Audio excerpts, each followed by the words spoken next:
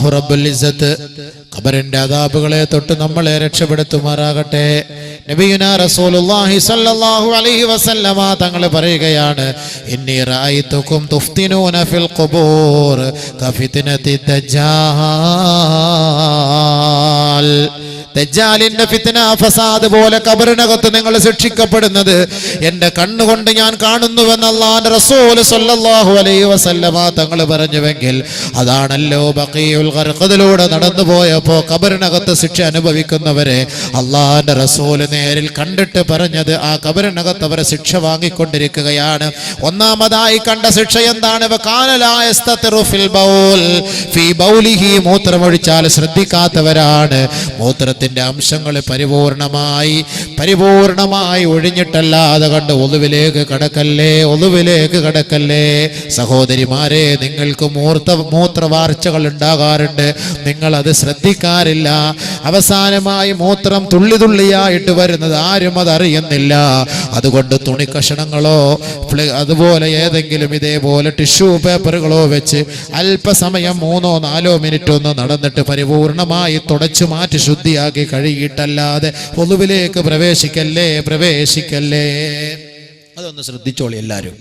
അല്ലെങ്കിൽ നമ്മൾ ആകെ ഇടങ്ങറായിപ്പോ നാളെ കവറിനകത്ത് കിടന്നിട്ട് ഞെരുക്കത്തിൽ പെട്ടുപോയ എൻ്റെ ഉമ്മ ഒന്നും ഈ ടിഷ്യൂ പേപ്പറൊക്കെ കണ്ടുപിടിച്ച അതിനാണ്. അപ്പോൾ അതുകൊണ്ട് 2 എണ്ണം മൂത്രം ഒഴിച്ചിട്ട് അല്പസമയം ഒന്ന് വെച്ചിട്ട് തിരികെ കളഞ്ഞിട്ട് ദൂരെ കളഞ്ഞിട്ട് പിന്നെ കഴുകിയെടുത്ത് വൃത്തിയാക്കുക. നമുക്കൊരു നഷ്ടവും ഇല്ല. 2 സെക്കൻഡ് ഒന്ന് പരിശ്രമിക്കും. അതുകൊണ്ട് സുഹൃത്തുക്കളെ, ഒന്നാമത്തെ ശിക്ഷ അതാണ്. ഖബറിനകത്ത് ബഹുമാനപ്പെട്ട സഅദ് ഇബ്നു മുആദ് റളിയല്ലാഹു അൻഹുവിനെ പോലെ ശിക്ഷിച്ചു. ഭയങ്കര ശിക്ഷയായിരുന്നു. എന്താണ്? നബിയുനാ റസൂലുള്ളാഹി സ്വല്ലല്ലാഹു അലൈഹി വസല്ലമ തങ്ങൾ സഅദ് ഇബ്നു മുആദ് റളിയല്ലാഹു അൻഹുവിന്റെ മയ്യത്തിനെ ഖബറിലേക്ക് എടുത്തു വെക്കുമ്പോ ഹബീബായ റസൂലുള്ളാഹി തങ്ങൾ ഉച്ചത്തിൽ പറയുകയാണ്, സുബ്ഹാനല്ലാഹ്. അല്ലാഹുവിന്റെ റസൂൽ തസ്ബീഹ് ചൊല്ലുന്നത് കേട്ടിട്ട് സഹാബാക്കളും ഒന്നടങ്കം തസ്ബീഹ് ചൊല്ലുകയാണ്, സുബ്ഹാനല്ലാഹ്. അല്ലാഹുവിന്റെ റസൂൽ നിർത്തുന്നില്ല. രണ്ടാമത് വീണ്ടും പറയുകയാണ്, അല്ലാഹു അക്ബർ, അല്ലാഹു അക്ബർ. അല്ലാഹുവിന്റെ റസൂൽ ഉച്ചത്തിൽ തക്ബീർ ചൊല്ലുകയാണ്, കബ്ബറൽ അസ്ഹാബു മഅഹു. ഹബീബായ റസൂലുള്ളാഹി തങ്ങൾ പറയുന്നത് കേട്ടിട്ട് സഹാബാക്കൾ ഉച്ചത്തിൽ തക്ബീർ ചൊല്ലുകയാ, അല്ലാഹു അക്ബർ, അല്ലാഹു അക്ബർ.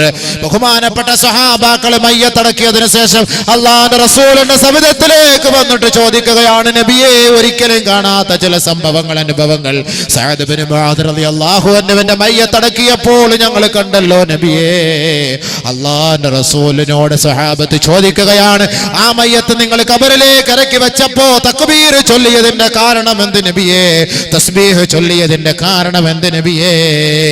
ഉടനെ നബിയുനാ റസൂലുള്ളാഹി തങ്ങൾ പറയുകയാ, ഇന്നലിൽ ഖബരി ലളമ്മാ. ഇന്ന് നമ്മൾ ഈ കുഴിച്ചിട്ടിരിക്കുന്ന ഖബർ കാണുമ്പോൾ ശാന്തതയോടുകൂടി കിടക്കുന്നുണ്ട് നിങ്ങൾക്ക് തോന്നും. അതിനൊരു തിരയിളക്കം ഉണ്ട്. ഇപ്പൊ ഈ കടലുണ്ടല്ലോ, ഈ കടലിന് വല്ല കുഴപ്പമുണ്ട്. അതിപ്പോ സാധാ സീതാ ഇങ്ങനെ നല്ല മെല്ലെ നിരയടിച്ച് അലയടിച്ച് തിരമാല അടിച്ച് നമ്മൾ ഇറങ്ങുന്നു, കുളിക്കുന്നു, കാല് വെച്ചു കൊടുക്കുന്നു, കൈ വെച്ചു കൊടുക്കുന്നു, അതിന്റെ പരിസരത്ത് പോയിരിക്കുന്നു. ഇതിനെങ്ങാനും ഒരു ഹാലിളക്കം ഉണ്ടായാൽ അതിന്റെ പരിസരത്ത് പോവോ? അങ്ങനെ ഒരു ഹാലിളക്കം ഉണ്ടാവുമല്ലോ. ഇങ്ങനെ തിരയിളക്കം ഉണ്ടാകുമ്പോൾ അവസ്ഥ എന്തായിരിക്കും? ചില കിണറ്റിൽ നിന്ന് തിരയിളക്കം ഉണ്ടാകും എന്നതുപോലെ ഖബറി കാണുന്ന ശാന്തിയിലല്ല നമ്മളെ കൊണ്ട് അടക്കം ചെയ്യപ്പെടുന്നവർ അങ്ങനെ തന്നെ മിണ്ടാതിരിക്കുക. എന്താണെന്ന് അറിയുള്ളൂ, ഖബറെങ്ങാണ് നമ്മൾ അടക്കുന്ന സമയത്തെങ്ങാണ് ഖബറെങ്ങാണ് ക്ഷോഭിക്കുന്നതെങ്ങാണ് കണ്ടാൽ പിന്നെ നമ്മൾ ആരെങ്കിലും മയ്യത്തടക്കുവോ? ഖബർ കുഴിക്കുവോ? ഇത് കാണുമ്പോൾ അതിന്റെ ഇടങ്ങേറ് കണ്ടു കഴിഞ്ഞാൽ. അതുകൊണ്ട് സുഹൃത്തുക്കളെ, സഹോദരങ്ങളെ, അത് പ്രകമ്പനം കൊള്ളും. അതാണ് നബി തങ്ങൾ പറയുന്നത്. നബിയുനാ റസൂലുള്ളാഹി തങ്ങൾ പറയുകയാണ്, ഇന്നലിൽ ഖബരി ലളമ്മാ. തീർച്ചയായും ഖബറിനൊരു ഞെരുക്കമുണ്ട്. ലൗ കാന അഹദും മിൻഹാ നാജിയാ. ആ ഖബറിന്റെ ശിക്ഷയിൽ നിന്ന്, ഖബറിന്റെ ഞെരുക്കത്തിൽ നിന്ന് ആരെങ്കിലും രക്ഷപ്പെടുമായിരുന്നെങ്കിൽ ലകാന Saad ibn Muadh. Saad ibn Muadh റളിയല്ലാഹു അൻഹു ഖബറിന്റെ ഞെരുക്കത്തിൽ നിന്ന് രക്ഷപ്പെടുമായിരുന്നു. അല്ലാഹുവിന്റെ റസൂൽ ഒരു കൊച്ചുകുട്ടിയുടെ മയ്യത്ത് കൊണ്ട് ഖബറടക്കയിട്ട് ആ ഖബറിന്റെ ഓരത്ത് നിന്ന് ലോകത്തോട് വിളിച്ചു പറയുക, പറയുകയാണ്, ഇന്നലിൽ ഖബറിൽ ലമ്മാ, തീർച്ചയായിട്ട് സഹാബത്തെ ഖബറിന് ഞെരുക്കമുണ്ട്, ഖബറിന് പ്രകമ്പനമുണ്ട്, ഖബർ ക്ഷോഭിക്കും. ലൗകാന അഹദു മിൻഹാ നാജിയാ, ആരെയെങ്കിലും ഖബർ വെറുതെ വിടുമായിരുന്നെങ്കിൽ ലകാന ഹാദ സബി, ഈ കുട്ടിയെ, ഈ പൊന്നുമോനെ, ഈ പൊന്നുമോളെ, ഈ ചോര കുഞ്ഞിനെ ഖബർ വെറുതെ വിടുമായിരുന്നു. പക്ഷേ ആ കുട്ടിയെ പോലും ഖബർ വെറുതെ വിടില്ല എന്ന് മുഹമ്മദ് മുസ്തഫ. അല്ലാഹുവിന്റെ റസൂൽ പറയുകയാണ്, ബഹുമാനപ്പെട്ട സഹാബാക്കളെ, ഞാൻ തസ്ബീഹ് ചൊല്ലിയത് എന്തിനെന്നറിയുവോ? ഞാൻ അല്ലാഹു അക്ബർ എന്ന് നിലവിളിച്ചത് എന്തെന്നറിയുവോ?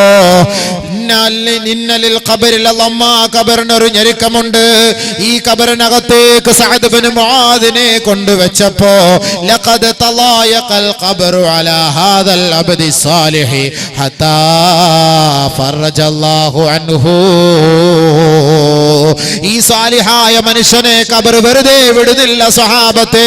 ഈ സാലിഹായ മനുഷ്യരെ ഖബർ ഞെരുക്കിക്കൊണ്ടിരിക്കുകയാണ്. എന്റെ കണ്ണുകൊണ്ട് ഞാൻ കാണുകയാണ്.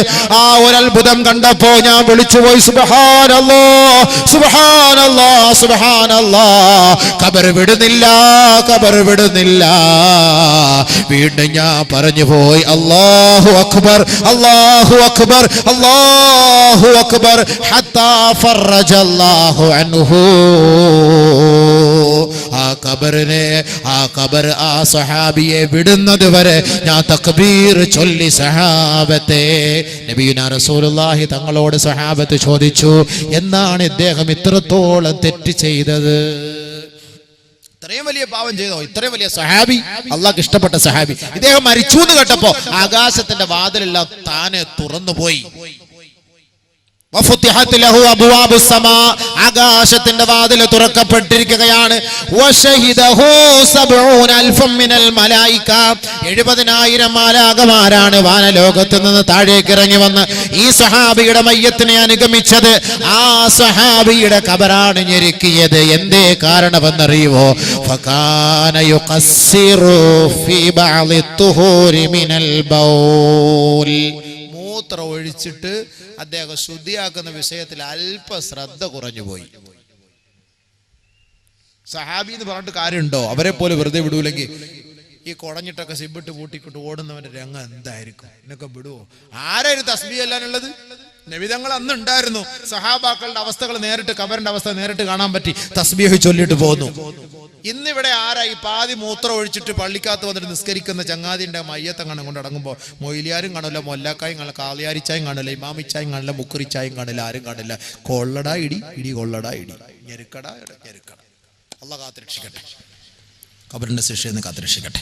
അപ്പൊ രണ്ടാമത്തത് വലിയ വിഷയം, അത് പെണ്ണുങ്ങളുടെ വിഷയമാണ്. രണ്ടാമത്തത് ഇപ്പൊ തൽക്കാലം അത് പറയണ്ട. അപ്പൊ പറഞ്ഞാൽ മൊത്തം പറയേണ്ടി വരും. അത് പിന്നെ നമുക്ക് അവർക്ക് സുഖമാണല്ലോ, പറയാതിരുന്ന അത്രയും നല്ലതാണ്. തൽക്കാലം ഇത്ര നീ കേട്ടാൽ മതി. നമുക്ക് ബാക്കി ഇൻഷാ അല്ലാഹ് കേൾക്കാം. ഇനി കേട്ട് കഴിഞ്ഞിട്ട് ഇനി നാളെ എങ്ങാനും അറ്റാക്ക് വന്ന് മരിച്ചു പോയാലും പിന്നെ അവർക്ക് കൊണ്ട് മയത്ത് നിസ്കരിക്കാൻ നിൽക്കണം. കാരണം അത്രയ്ക്കും വലിയ സംഭവമാണ് വിധങ്ങൾ അടുത്തത് കണ്ടത്. വലിയ സംഭവങ്ങളാണ്. അള്ളാഹു തൗഫീഖ് ചെയ്യട്ടെ, നമ്മളെല്ലാം അല്ലാഹു രക്ഷപ്പെടുത്തട്ടെ. നബിയുനാ റസൂലുള്ളാഹി സ്വല്ലല്ലാഹു അലൈഹി വസല്ലമ തങ്ങൾ പറയുകയാണ്, ഇന്നി ലാജിദു ഫീ കിതാബില്ലാഹി സൂറ, ഞാൻ പരിശുദ്ധ ഖുർആനിലേക്ക് നോക്കിയപ്പോ, അതൊന്ന് ഗവേഷണം ചെയ്തപ്പോ, പാരായണം ചെയ്തപ്പോ അതിൽ ഞാൻ ഒരു സൂറത്ത് കാണുകയുണ്ടായി. വഹിയ 30 ആയാ, അത് 30 ആയത്തുകളാണ്. മൻ ഖറഅഹാ ഇൻദ നൗമിഹി, ആരൊരാൾ ഉറങ്ങാൻ കിടക്കുമ്പോ അത് പാരായണം ചെയ്താൽ കുതിബ ലഹു 30 ഹസന, അവർക്ക് അല്ലാഹു 30 നന്മകൾ രേഖപ്പെടുത്തുമത്രേ. 30 നന്മ. വമുഹിയ അൻഹു 30 സയ്യിഅ, 30 തിന്മകൾ അല്ലാഹു മായിച്ചു കളയുമത്രേ. വറുഫിഅ ലഹു 30 ദർജ, 30 നന്മകൾ അല്ലാഹു എഴുതുന്നതിനോടൊപ്പം 30 തിന്മകൾ മായിച്ചു കളയുന്നതിനോടൊപ്പം 30 പദവികൾ അല്ലാഹു ആ വ്യക്തിക്ക് ഉയർത്തി കൊടുക്കുമത്രേ. മാത്രമല്ല, ഇന്നല്ലാഹ യബ്അസു ഇലൈഹി മലകം മിനൽ മലായിക, വബഅസല്ലാഹു ഇലൈഹി മലകം മിനൽ മലായിക ലിയബ്സുത ലഹു ജനാഹു, ആ വ്യക്തിക്ക് വേണ്ടി, ആകാശലോകത്ത് നിന്ന് മലക്കുകളെ അല്ലാഹു ഇറക്കി കൊടുക്കുകയാണ്. ലിയബ്സുത അലൈഹി ജനാഹു, ആ മലക്കുകളുടെ ചിറകൊന്ന് വിരിച്ചു കൊടുക്കാൻ, വയഹ്ഫളഹു മിൻ കുല്ലി സൂ, ഓരോ ആപത്തുകളിൽ നിന്നും ഓരോ ഇടങ്ങേറുകളിൽ നിന്നും നേരത്തെ വായിച്ചതുപോലുള്ള സിഹർ, മാരണം, പൈശാചികമായ ശുറൂർ, ദുറൂർ, പിശാചിന്റെ ഷർറുകളിൽ നിന്നെല്ലാം അവരെ രക്ഷപ്പെടുത്തുന്നതിന് വേണ്ടി അല്ലാഹു മലക്കുകളെ നിയോഗിക്കുമത്രേ. മാത്രമല്ല വഹിയ മുജാദില തുജാദിലു അനിൽ ഖബരി തുജാദിലു ഫിൽ ഖബരി അൻ സാഹിബിഹാ, ഖബറിനകത്ത് വന്ന് അത് സഹായിക്കും, ഖബറിനകത്ത് വന്ന് അത് വാദപ്രതിവാദം നടത്തും, ഖബറിനകത്ത് വന്ന് തർക്കിക്കും. ആരോട്? മുൻകറിനോടും നക്കീറിനോടും തർക്കിക്കുകയാണ്. ഖബറാളികൾക്ക് വേണ്ടി സന്തോഷ വർത്തമാനവുമായി ആ സൂറത്ത് ഓടിയെത്തുമത്രേ. അത് 30 ആയത്തുകൾ അടങ്ങിയ സൂറത്താണ്. സഹാബാക്കളോട് അല്ലാഹുവിന്റെ റസൂൽ പറഞ്ഞപ്പോ സഹാബത്ത് ഓടിപ്പോയി ഖുർആന്റെ ആയത്തുകളെല്ലാം പരതി നോക്കുകയാണ്, ഖുർആനിന്റെ സൂറത്തുകളെല്ലാം ഗവേഷണം ചെയ്യുകയാ. സഹാബത്ത് പറയുകയാണ് വഹിയ സൂറത്തുൽ മുൽക്ക്, സൂറത്തുൽ മുൽക്ക്. തബാറകല്ലദീ ബിയദിഹിൽ മുൽക്ക് വഹുവ അലാ കുല്ലി ശൈഇൻ ഖദീർ അല്ലദീ ഖലഖൽ മൗത വൽ ഹയാ ലിയബ്ലുവകും അയ്യുകും അഹ്സനു അമലാ വഹുവൽ അസീസുൽ ഗഫൂർ. 30 ആയത്ത്. ഒരു ദിവസം ഒരായത്ത് വെച്ച് കാണാതെ പിടിച്ചാൽ 30 ദിവസം, ഒരു മാസം കൊണ്ട് ഓക്കെ അത് ഓതിയിട്ട് കടന്നാൽ മതി. അല്ലാഹു റബ്ബുൽ ഇസ്സത്ത് രക്ഷപ്പെടുത്തും. മാത്രമല്ല നബിയുനാ റസൂലുള്ളാഹി തങ്ങൾ പറയുന്നത് ദഖല റജുലുൻ അൽ ജന്ന ബിശഫാഅത്തി സൂറത്തിൽ മുൽക്ക്, ഒരാൾ സ്വർഗ്ഗത്തിലേക്ക് പ്രവേശിക്കുന്നത് സൂറത്തുൽ മുൽക്കിന്റെ ശുപാർശയോടെയാണ്, സഹായത്തോടെയാണ്. ഒരാളെ അല്ലാഹു സ്വർഗ്ഗത്തിൽ കടത്തുന്നത് സൂറത്തുൽ മുൽക്ക് മുടങ്ങാതെ ഓതിയതിന്റെ പേരിലാണ്. അവനെ ഖബറിൽ രക്ഷപ്പെടുത്തുകയും സ്വർഗ്ഗത്തിൽ അല്ലാഹു ഉയർത്തുകയും ചെയ്യുന്നത് സൂറത്തുൽ മുൽക്ക് ഓതുന്നതിന്റെ പേരിലാണെന്ന് നബിയുനാ റസൂലുള്ളാഹി. ഇനി ഖബറിന്റെ ശിക്ഷയിൽ നിന്ന് രക്ഷപ്പെടുത്താൻ ഈ സൂറത്തുൽ മുൽക്ക് വരുന്ന രംഗുണ്ട്. അത് വല്ലാത്ത രംഗാണ്, വല്ലാത്ത രംഗം. കാലിന്റെ ഭാഗത്ത്, കൈയുടെ ഭാഗത്ത്, തലയുടെ ഭാഗത്ത്, നടക്കുന്ന പാർശ്വത്ത് നിന്ന് അവിടെ നിന്നൊക്കെ ഇങ്ങനെ ശിക്ഷയ്ക്ക് ഇങ്ങനെ പാമ്പൊക്കെ വരുമ്പോൾ ഈ സൂറത്തുൽ മുൽക്ക് വന്നിട്ട് സഹായിക്കുന്ന ഒരു രംഗമുണ്ട്. അതിപ്പോ പറയാൻ സമയമില്ല, നമുക്ക് അടുത്ത പ്രാവശ്യം. അതുകൊണ്ട് ഈ ഖബറൊക്കെ കണ്ടിട്ട് എൻ്റെ സഹോദരിമാർ അതിനെക്കുറിച്ച് ചിന്തിച്ച് ഭയപ്പെട്ട് ഹറാമുകൾ ഒഴിവാക്കി ഭർത്താക്കന്മാരെ വഴിപ്പെട്ട് എല്ലാ തെറ്റുകുറ്റങ്ങളും തൗബ ചെയ്ത് പശ്ചാത്തപിച്ച് വേണം എല്ലാ ദിവസവും കിടക്കാൻ. എല്ലാ ദിവസവും പശ്ചാത്തപിക്കണം. ഈ വാളിന്റെ പേരും പറഞ്ഞിട്ട് വാപ്പായും ഉമ്മായും എല്ലാവരും ഇനി പോരും, പിന്നെ വീട്ടിൽ പെണ്ണും മാത്രമേ കണ്ടുള്ളൂ, പിന്നെ അടക്കുന്ന വേറെയാണ്. ഇവിടെയൊക്കെ സംഭവങ്ങൾ ഒരുപാട് എൻ്റെ കയ്യിൽ റിപ്പോർട്ട് കിട്ടിയിട്ടുണ്ട് ഈ പരിസരങ്ങളൊക്കെ. അപ്പോൾ അതൊക്കെ നമ്മൾ ശ്രദ്ധിക്കണം. പ്രായപൂർത്തിയെത്തിയ പെണ്ണിനെ വീട്ടിൽ ഒറ്റയ്ക്കാക്കിയിട്ട് ഉപ്പായുമായി വാള് കേൾക്കാൻ വരണ്ട, അവരെയും കൂടെ കൂട്ടിക്കോ, വീട്ടിൽ പൂട്ടിട്ട് വന്നാൽ മതി. വല്ല വയസ്സിനെ കണ്ടേ അവരെ വീട്ടിലാക്കാം. അവർ വാള് കേട്ടിട്ട് ഇനി നന്നാവനൊന്നുമില്ല, അവർ സ്വർഗ്ഗത്തിൽ പോകാനുള്ളവരാ. ചെറുപ്പക്കാരികളാണ് കേൾക്കേണ്ടത്, അവരെയും കൂടെ കൂട്ടിക്കൊണ്ട് വാളിന് വരണം. ഇതുവല്ല പിള്ളമാരിങ്ങനെ ഫോൺ വിളിച്ചിട്ടിരിക്കും. ഈ അടുത്ത സമയത്ത് ഞാൻ പ്രസംഗത്തിന് പോയൊരു സ്ഥലത്ത്, ഞാൻ പേരൊന്നും സ്ഥലമൊന്നും പറയില്ല, ഇങ്ങനെ മെസ്സേജ് വരുന്നു. അത് അടുത്തിരുന്ന ഒരു ചങ്ങാതി എനിക്കത് മെസ്സേജ് ചെയ്ത് തന്നു. അങ്ങനെ മെസ്സേജ് തരാ, നിന്നെ പ്രതീക്ഷിച്ച ഞാൻ ഇവിടെ വരെ വന്നത്, ഞാൻ അത്ര ദൂരത്ത് വന്നിട്ട് നീ എവിടെ പോയ? അയ്യോ എൻ്റെ കരല ചക്കര, എൻ്റെ വാപ്പ ഉമ്മ എന്നെ നിർബന്ധിച്ച് വാതിന് വരാൻ, അങ്ങനെ ഞാൻ വാതിന് വന്നതാണ്, നീ എന്നോട് പിണങ്ങല്ലേ ദേശമുള്ള മെസ്സേജ്. ഇങ്ങനെയുണ്ട്. വാതിന് നടന്ന സംഭവം ഇല്ലാത്തൊന്നുമല്ല. അപ്പം അങ്ങനെ വാതിന് പല രീതിയിൽ വരുന്നവരുണ്ട്. വാതിന് വരുമ്പോൾ ഒന്ന് കാണാം, ഒന്ന് സലാം പറയാം, ഒന്ന് കണ്ടുമുട്ടാം. ഇതൊക്കെ നരകത്തിലേക്കുള്ള പോക്കാണ്. അപ്പം അതുകൊണ്ട് ഈ പെണ്ണുങ്ങളുടെ വിഷയം തുടങ്ങാൻ നിൽക്കൂല. അത് നമുക്കൊരു ദിവസം ഇൻഷാ അല്ലാഹ് ചർച്ച ചെയ്യാം. അള്ളാഹു നല്ല രീതിയിൽ മനസ്സിലാക്കി അമൽ ചെയ്ത് അനുസരിക്കാൻ അള്ളാഹു തൗഫീക്ക് തരട്ടെ.